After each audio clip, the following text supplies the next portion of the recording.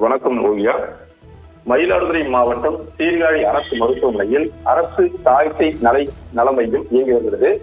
இங்கு மகப்பேறு மருத்துவ சிகிச்சை பெறுவதற்காக கர்ப்பிணி பெண்கள் வந்து செல்கின்றனர்.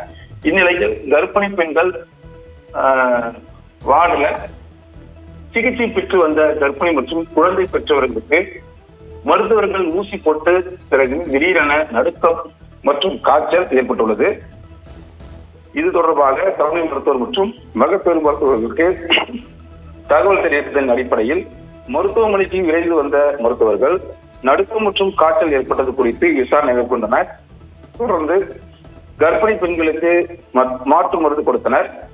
சிறிது நேரம் கழித்து 30க்கும் மேற்பட்டோர் உடல்நிலை சீரான நிலையில் 2 நபர்கள் மேல் சிகிச்சைக்காக சிதம்பரம் மருத்துவக் கல்லூரி மருத்துவமனைக்கு 108 ஆம்புலன்ஸ் மூலம் கொண்டு செல்லப்பட்டனர்.